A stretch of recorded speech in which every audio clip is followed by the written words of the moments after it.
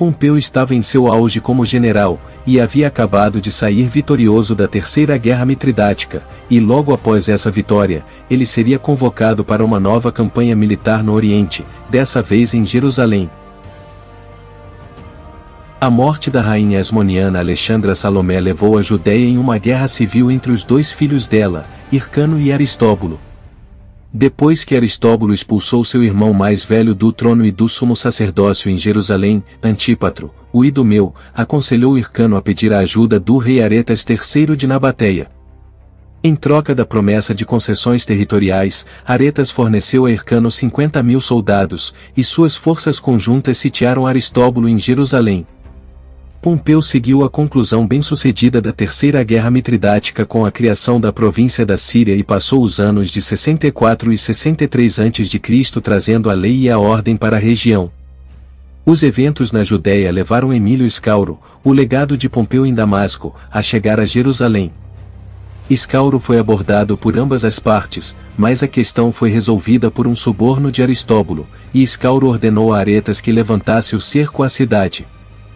Enquanto o exército nabateu se retirava em direção a Petra, Aristóbulo perseguiu seus rivais, e derrotou os nabateus em Papíron. Quando Pompeu Magno chegou a Damasco em 63 a.C., Hircano e Aristóbulo visitaram lá. Pompeu adiou a resolução do problema e informou as partes opostas que o resolveria assim que chegasse pessoalmente à Judéia. Aristóbulo não esperou pela decisão do general romano, e logo deixou Damasco para se isolar em sua fortaleza de Alexandrio. Isso enfureceu Pompeu, que marchou para a Judéia com suas forças ao ver que Aristóbulo cedeu. Aulo Gabínio liderou alguns soldados para entrar em Jerusalém, entretanto, os aliados de Aristóbulo se recusaram a deixar as tropas romanas entrarem. Furioso, Pompeu prendeu Aristóbulo e iniciou a preparação para sitiar a cidade. Quando Pompeu chegou a Jerusalém, ele investigou a cidade.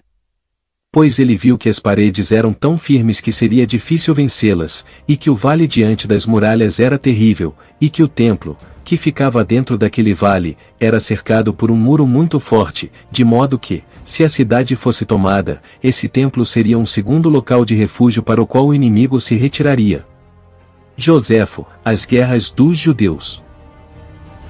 Hircano, que estava do lado dos romanos, ainda tinha apoiadores na cidade, que abriram um portão, na parte noroeste da muralha da cidade, e deixaram os romanos entrarem.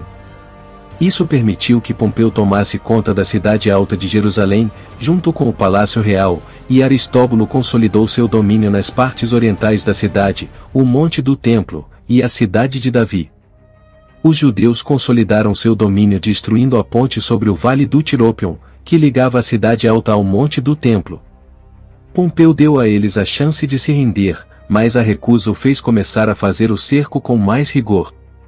Pompeu ordenou que suas legiões construíssem um muro de circunvalação em torno das áreas que eram dominadas pelos judeus.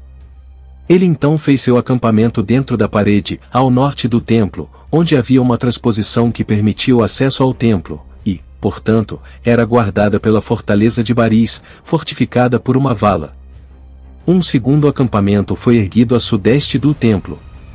As tropas começaram então a encher o fosso que protegia a parte norte do recinto do templo e a construir duas muralhas, uma junto ao Baris e outra a oeste.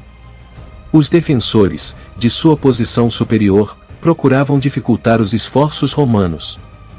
Quando as margens foram concluídas, Pompeu ergueu torres de cerco e trouxe máquinas de cerco e arietes de tiro. Sob a proteção de fundibulários expulsando os defensores das paredes, eles começaram a atacar as paredes ao redor do templo.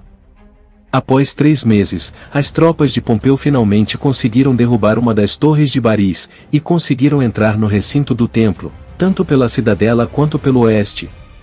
O primeiro a pular o muro foi Fausto Cornélio Sulla, filho do ex-ditador e oficial sênior do exército de Pompeu.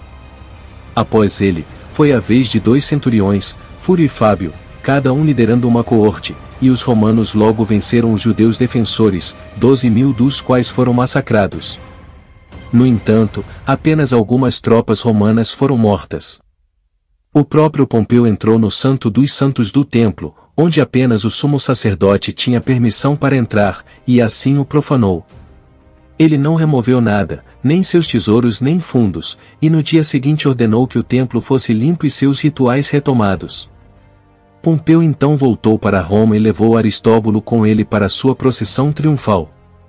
O cerco e a conquista de Jerusalém foram um desastre para o reino asmoneu. Pompeu restabeleceu Hircano II como sumo sacerdote, mas retirou-lhe o título real, embora Roma o reconhecesse como um etnarca em 47 a.C. A Judéia permaneceu autônoma, mas foi obrigada a pagar tributo e tornou-se dependente da administração romana na Síria. O reino foi desmembrado e foi forçado a abandonar a planície costeira, privando-a do acesso ao Mediterrâneo, bem como partes da Idumeia e Samaria. Várias cidades helenísticas receberam autonomia para formar a Decápole, deixando o estado bastante diminuído. A Judéia agora estava nas mãos dos romanos, mas ela seria anexada formalmente apenas no ano 6 a.C., no reinado do imperador Augusto. A Judéia ficaria nas mãos dos romanos até o 7º século depois de Cristo, quando finalmente cairia nas mãos dos árabes.